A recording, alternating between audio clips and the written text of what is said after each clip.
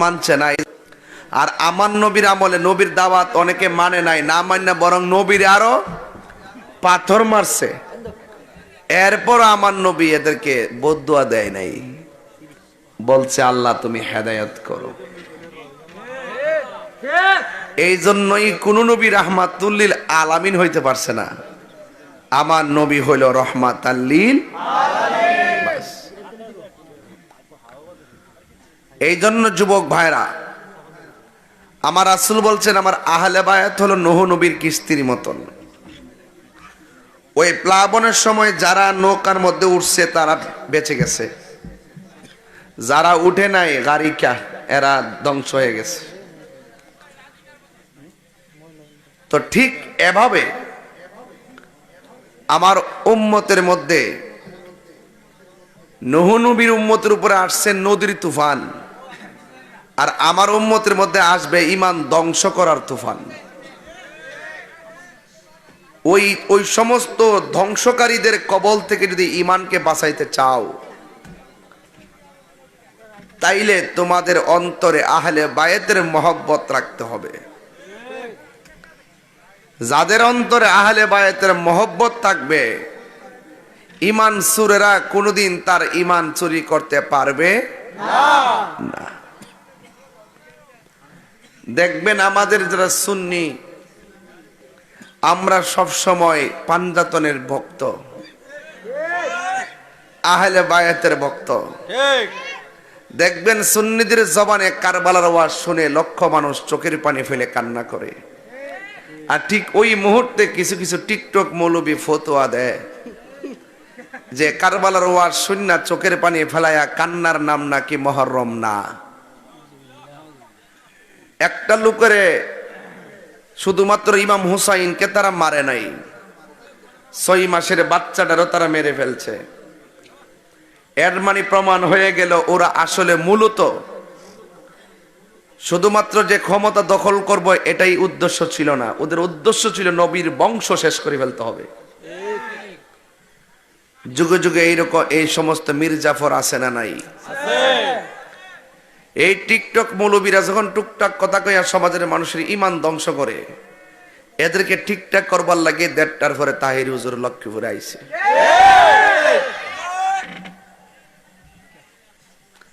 এই টিকটক মৌলবীদের যন্ত্রণায় ফেসবুকটা আহত, ইউটিউবটা নিহত, গুগল আছে পুরো আইসিউর ভিতরে। আমরা মতন এরা পাবলিকের সামনে আইসা ফতোয়াবাজি করে না, ওরা ওদের আলাদা মসজিদ বানায়, ওরা আলাদা ঘরের ভিতরে বৈশা একটা ভিডিও বার্তা বানায় মাঠে ছাইরা দেয়।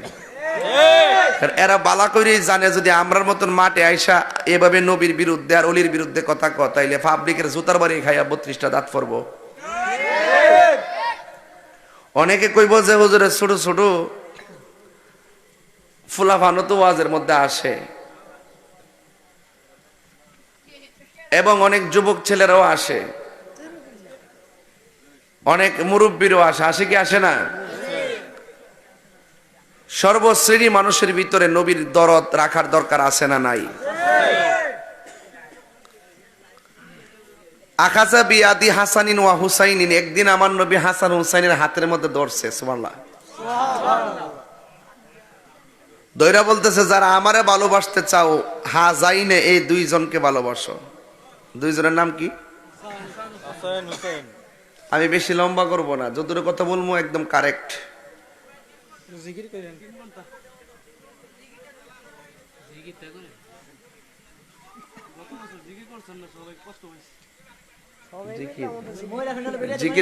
জিকির হলে তো পরে হবে, কিন্তু ওয়াজটা তো বুঝতেই।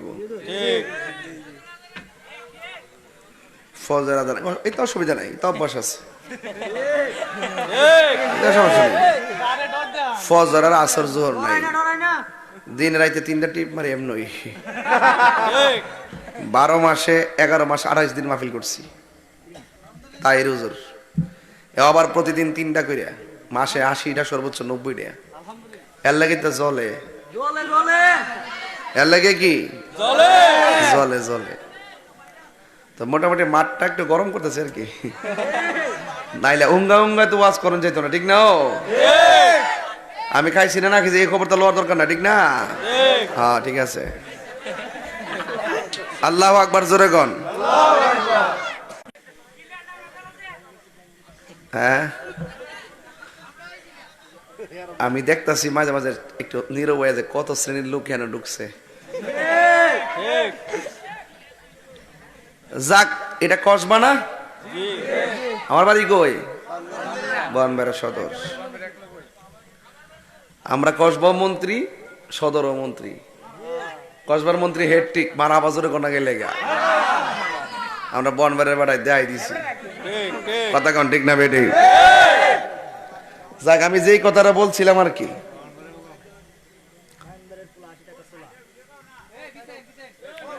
আমি এতটুকু বলতে চাই,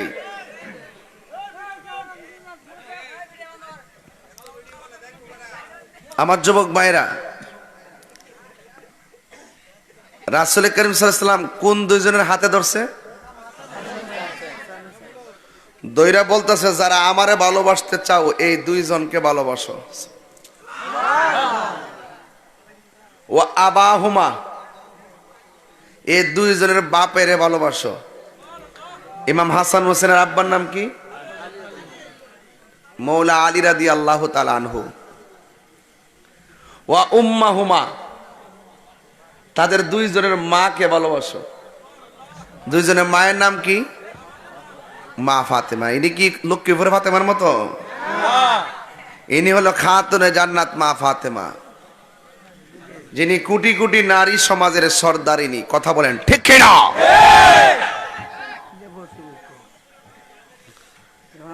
এই হলো চারজন, আর নবী হইল একজন। মোট কয়জন? এদের নাম হইল ফাক পাঞ্জাতন। পাক অর্থ পবিত্র, পাঞ্জা অর্থ পাঁচ, তন অর্থ দেহ। পাঁচটা পবিত্র দেহ মোবারক। তা আমরা কি এজিদি মুসলমান নাকি হুসাইনি মুসলমান? হুসাইনি মুসলমান। হুসাইন বলে, ভাই বুকে হাত দিলেন কেন? ভাই আমার কেডা জানে বিষ খাওয়াই দিছে, বুকটার ভিতরে কামড়দা ধরছে। ভাই নাম ডাকুন, কেডা বিষ পান করাইছে? আমি তো দেখছি না, আন্তাজি নাম কইলে কি তুমি তার বিরুদ্ধে লড়াই করবা? আমি তো কইতাম পারি না। ইমাম হুসাইন কো, ভাই সতরি তো ভাই। আরে ভাই বে জুদা হাক আর আলাদা হাক। বিপদ ফিরে গেলে বাইরের পিছনে বাই দাঁড়া। কথা কোন ঠিক কিনা? যত কিছুই হোক, ওকে যত কিছু হোক, চোখের সামনে বাইরের কপালে রক্ত জ্বললে আরেক ভাই সহ্য করতে পারে না। ভাই আপনাকে কে বিস্মান করেছে? নাম ডাকন। আমি কি ওই না, আমি কি আন্তাজি বলে যাব তুমি তার বিরুদ্ধে যাওয়ার জন্য? একজন নির্দোষ মানুষের কি আমি দোষী বলবো? আমি তো দেখি নাই। তো সংক্ষেপে এখান থেকে বুঝাইতাম চাইতেছি, যেই নবী যার ঠোঁটের মধ্যে নিজের নুরানি ঠোঁট মুবারক দিয়া চুমা দিছে, এই ঠোঁট দিয়া বিষপান করাইয়া ওই আদরের নাতিটারে শহীদ করে দিছে। আর যে গলার মধ্যে আমার নবী বারবার চুমা দিছে, ওই হুসাইনের গলার মধ্যে ছুরির চালাইয়া ধ্বংস করে দিছে। আর যেই নবী সৃষ্টি না হইলে পানি সৃষ্টি হইতো না, সেই নবীর আওলাদের জন্য তারা পানি বন্ধ করে দিছে। তাহলে বোঝা গেল যুগে যুগে যুগে যুগে এই ঘটনাগুলো যদি ইহুদি করত, খ্রিস্টান করত, হিন্দু করত, মন্ডার মধ্যে বুঝ দিলাম হইলে যে হেরার লগে আমাদের ধর্মীয় সমস্যা আছে। এই ঘটনাটা গড়াইছে দাড়িওয়ালা, টুপিওয়ালা, ফাগরিওয়ালা ফুরাতের পানি দিয়া উজু করিন না। ঠিক ওই প্রেক্ষাপটে মুনাফিকরা যুগে যুগে মুসলমানদের নিজের মাথায় নিজেরা কুড়াল মারছে। ঠিক এই একটা অবস্থা ফিলিস্তিন চলতেছে। যখন আমরা বাংলাদেশে আন্দোলন করি, তখন বাংলাদেশ যখন ফিলিস্তিনের পক্ষে, ইসরায়েলের বিরুদ্ধে আমরা আন্দোলন করি, তখন এক শ্রেণী দাড়িওয়ালা, টুপিওয়ালা, আহলে হাদিস, লামাজাবিরা এরা কয় কলম দিয়া বলে সমস্যার সমাধান হইব। আমরা রে মাইরা 90% ওদেরকে ওপেন গুলি করে মারতেছে। সেই খাওয়া বন্ধ, ইফতার করা বন্ধ। এই সমস্ত নির্যাতনের বিরুদ্ধে কথা না বইলা কয় কলম দিয়া বলে সমস্যার সমাধান হইব। তাইলে বোঝা গেল এরা ওই ইসরায়েলের দালাল।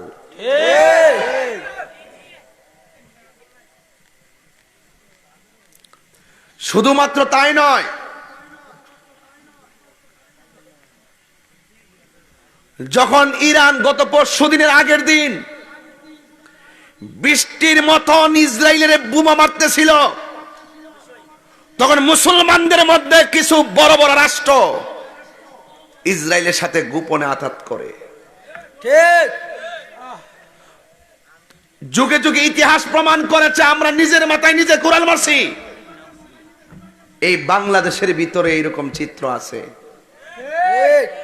আপনি হক কথা বইলা জেলে যাইবেন, আপনি হক কথা বইলা বিপদে পড়বেন, আরেকবারে ভীষণ দিক দিয়ে তেল দিব, ভালোইছে ভালোইছে। আছে কিনা বলেন? আরে হাসেন মিয়া, লজ্জা থাকেনি মিয়া? লজ্জা রাখেন না একটু? হাসেন কে লাগে? ওয়াজ বুঝেন কিছু? মুসলমানদের পিঠ দেয়ালে লেগে গেছে। এখন সবকিছু ভুলে গিয়ে ওইলে আমারে বুঝাইয়া তোমার দলে নও, নাইলে তুমি বুঝ আয়ো, আইসা একটা সমাধান করে হাতে হাত রাখো, ফিলিস্তিন যাই। কথা বলেন ঠিক কিনা বলেন? আসেন কিনা বলেন? এখন বলবেন হুজুর ওয়াজের মধ্যে বড় বড় আলাপ করেন, ফিলিস্তিন কই আর বাংলাদেশ কই, আমরা যাবো কেমনে? হ্যাঁ, এটা তো একটা কথাই, যাওন লাগে না। আমি বিশ্বাস করি তাহাজ্জুদ নামাজের টাইমে কোন মুসলমান যদি অন্তর থেকে আল্লাহর কাছে চোখের পানি ফালায়, আল্লাহ তুমি মুসলমানদেরকে রক্ষা করো, ইহুদিদেরকে ধ্বংস করো, এক একটা চোখের পানির ফোঁটা ইসরায়েলের বিরুদ্ধে ক্ষেপণাস্ত্র হয়ে যাবে। কারণ জাহান্নাম মানুষকে ভয় পায় না, জাহান্নাম ভয় পায় আশেকের চোখের পানিকে। জাহান্নাম বলে আল্লাহ তুমি আমি জাহান্নামের মধ্যে মানুষ দাও। আল্লাহ বলছে ওয়াকুদুহান নাস ওয়াল হিজারা, জাহান্নামের আগুন ধরামো মানুষ দিয়া আর পাথর দিয়া। আর জাহান্নাম বলতেছে আল্লাহ যত মানুষ তোমার পেট ভরে না আরো দাও, কিন্তু তোমার প্রেমিকের চোখের পানি দিও না। তোমার প্রেমিকের চোখের পানি যদি আমি জাহান্নামের মধ্যে পড়ে, আমি জাহান্নামের আগুনের পাওয়ার ধ্বংস হয়ে যাবে। তো বলুন আশেকের চোখের পানির দাম কম না বেশি? আরে বাবা শাহজালালের বাড়ি চলে ইয়েমেন দেশে গরু গোবিন্দ এমন ভাবে যন্ত্রণা দিয়েছে, বাবা শাহজালাল অস্ত্র নিয়ে আসে নাই, দিল থেকে একবার আল্লাহু আকবার বলছে, গরু গোবিন্দের বিল্ডিং ফেটে চুরমার হয়ে গেছে। তা আমরা সেই উত্তরসূরি।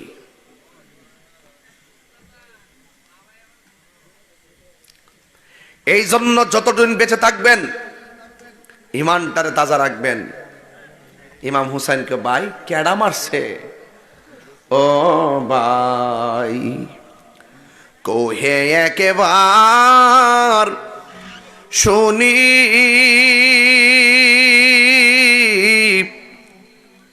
কে তোমারে খাওয়াইছে জহর, রাসূলের রানী রে, হায়রে আমার সোনার চন্দ্রমণি, হায়রে আমার সোনার চন্দ্রমণি। ছোট ভাই কই বড় ভাই রে, ও ভাই কেমনে যাওছো লিয়া,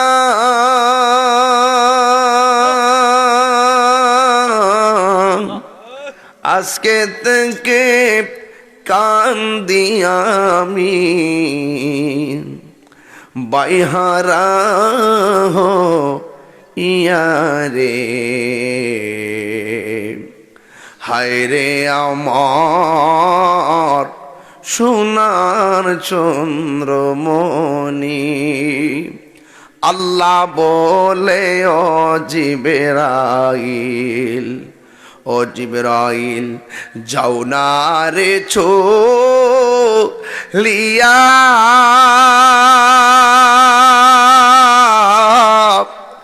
70,000 ফেরেশতা নামাও জানাজার না গিয়ারে হায়রে আমার সোনার চন্দ্রমণি, হায়রে আমার সোনার চন্দ্রমণি। আকাশ কান্দে বাতাসে কান্দে, কান্দে দরিয়ার পারি,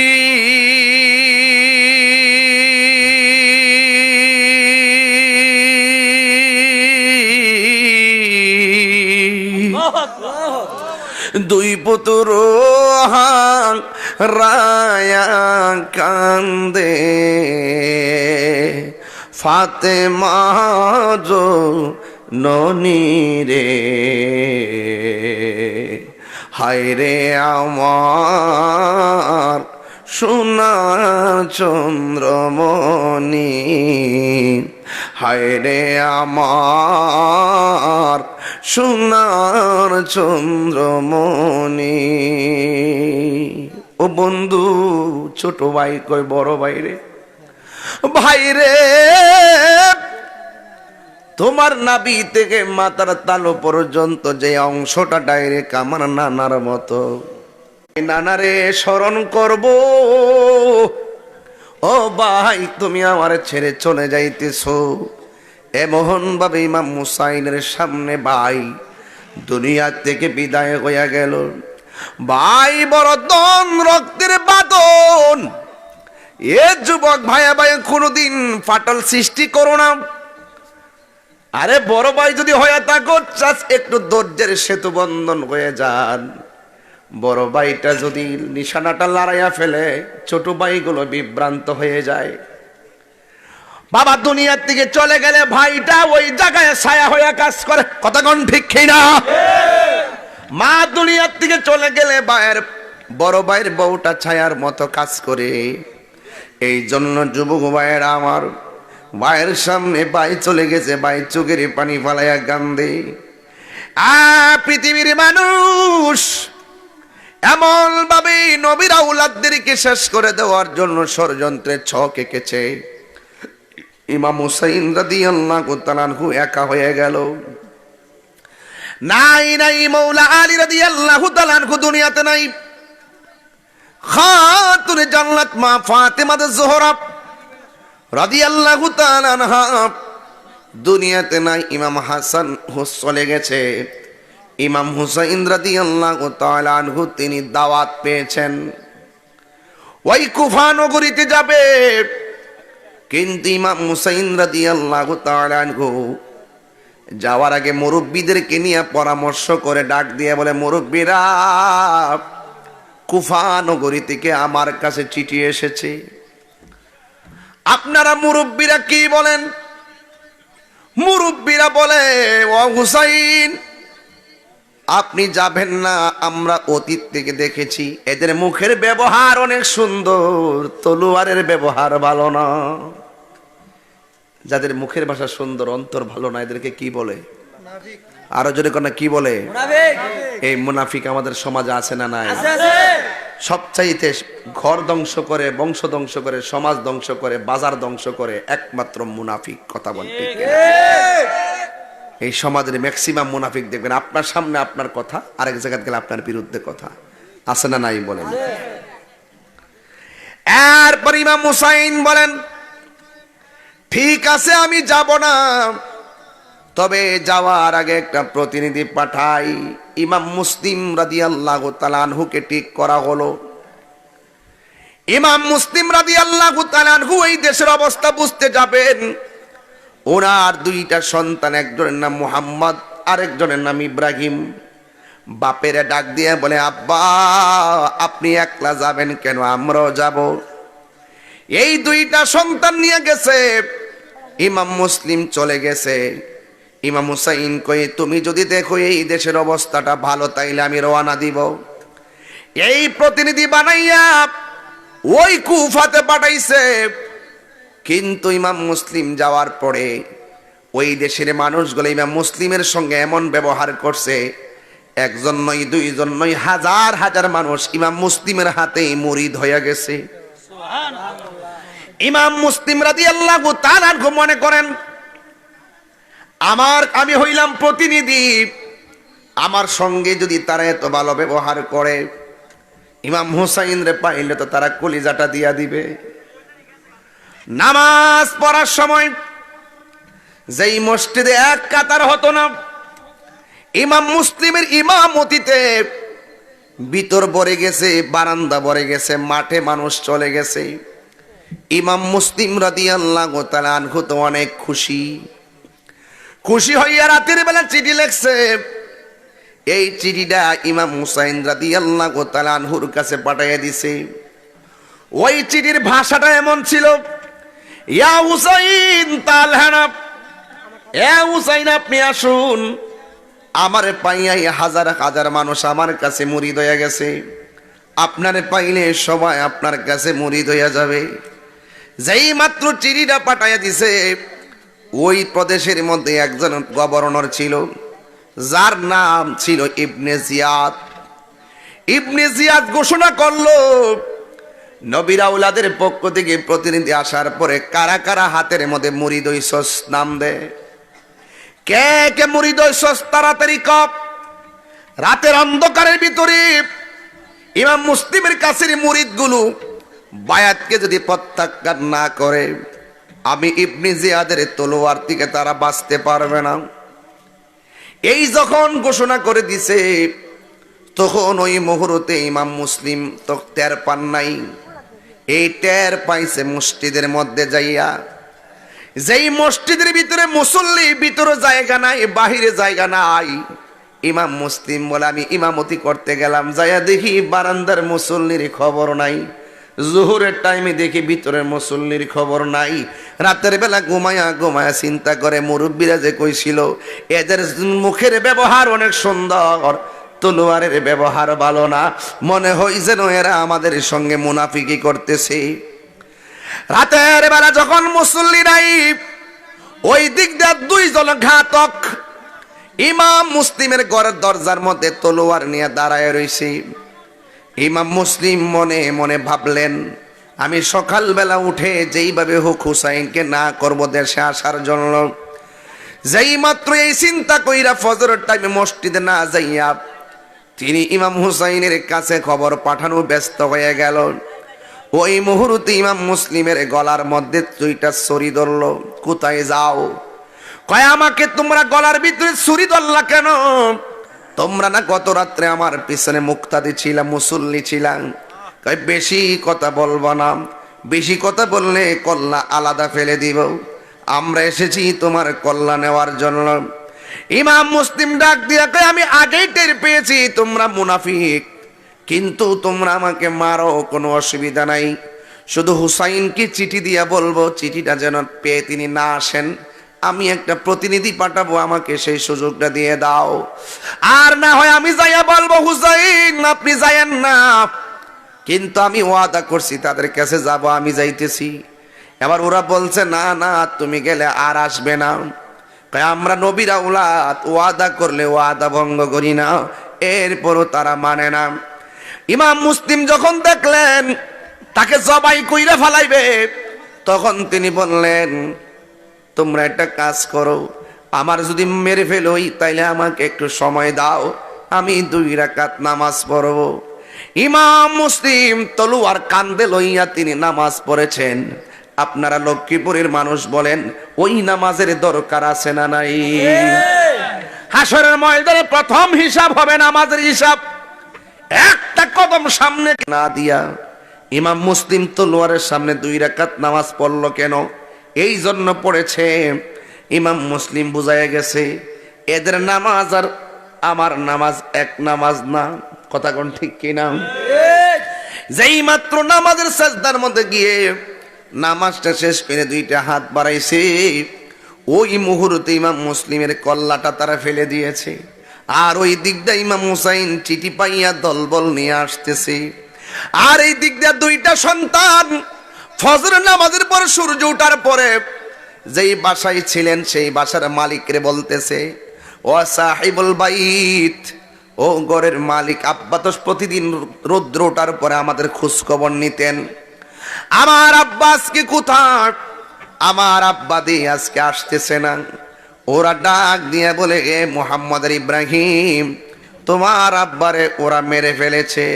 ইন্না লিল্লাহি ওয়া ইন্না ইলাইহি রাজিউন। এই কথা শোনার পরে দুইটা সন্তান দেখেন কেমন, বাপেরে মারছে দুঃখ করে না, বাপ শহীদ হইয়া জান্নাতে চলে গেছে। ইমাম মুসলিম যে কাফেলা নিয়ে আসতেছে বাপের চিঠি পাইয়া, ইমাম মুসলিম সেই দিকে একটা দৌড় মারছে। দৌড় মারার পরে ওই লোকটা ডাক দিয়া কয়, তোমরা যদি মদিনায় যাইতে চাও সকালবেলা উটের কাফেলা যাবে, কাফেলার সঙ্গে তোমাদেরকে দিয়ে দিব। এবার ওই কাফেলার সঙ্গে তাদেরকে দিয়ে দিছে। সবাই উঠ দিয়া যায়, মরুভূমির গরম বালির ভিতরে ওই নূরের টুকরা মুহাম্মদ ইব্রাহিমের পা লাইগা পায়ের নিচে ঠসা পড়ে গেছে। মরুভূমির বালির ভিতরে তারা তৃষ্ণার্ত হয়ে গেছে। ছোট ভাইটা ডাক দিয়া বলে, বড় ভাই গো, বড় ভাই, আমি আর হাঁটতে পারতেছি না, দেখেন না কাফেলা অনেক দূরে চলে গেছে, ওই কাফেলা এখন দেখা যায় না, আমরা একা একা গেলে রাস্তা চিনব না, মরুভূমির পাহাড় আর পাহাড়। ভাই, অনেক তৃষ্ণা লাগছে, যদি পারেন আমার একটু পানি দেন।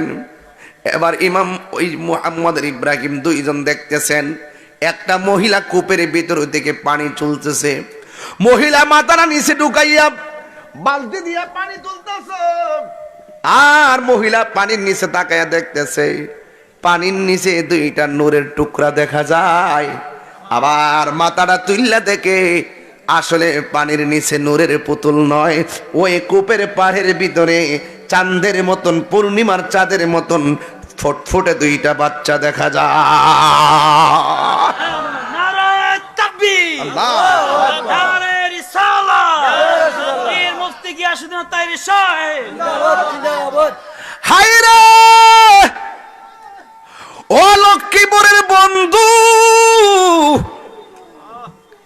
এখন বলবেন এত গভীর রজনীতে কেন আলোচনাটা তুললাম? আমি ইতিহাস মনে করাইতেছি ছোট্ট ছোট্ট পোলাপান গুলো রে, এরা ইতিহাস না জানলে লড়াই করবে কেমনে? জোরে কোন ঠিক কিনা? যুগে যুগে ইমান ধ্বংস করার জন্য কিছু মানুষ সৃষ্টি হবে, কথা কোন ঠিক কিনা? এবার ছোট দুইটা বাচ্চা যখন পানির কুয়ার পাশে দাঁড়াইয়া রইছে, ওই মুহূর্তে মহিলাটা ডাক দিয়ে কে, বাবা তোমার বাড়ি কোথায়, তোমার নাম কি? দেখেন ছোট বাচ্চা নাম কয় না, ছোট বাচ্চা নাম কয় না, নাম না কইয়া বলে আমার চিনবেন না, আমরা কইলাম মদিনার গোলাম।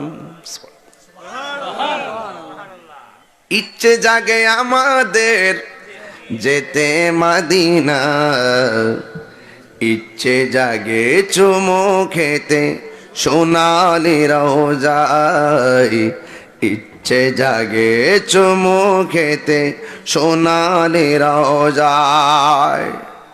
সারা বছর অনেক উমরা করে, জিলহজ মাসে হাজিরা হজ পালন করে, সারা বছর অনেক উমরা করে, জিলহজ মাসে হাজিরা হজ পালন করে, তাদের সঙ্গে সাথী হতে আমারই মন চায়, তাদের সঙ্গে সাথী হতে আমারই মন চায়, ইচ্ছে জাগে চুমু খেতে সোনালি রওজায়, ইচ্ছে জাগে চুমু খেতে সোনালি রওজায়, ঠিক কিনা? ওই ছোট বাচ্চা দুইটা বলে আমরা মদিনার গোলাম, আমরা একটু পানি পান করব। এবার তাদেরকে পানি পান করাইলো।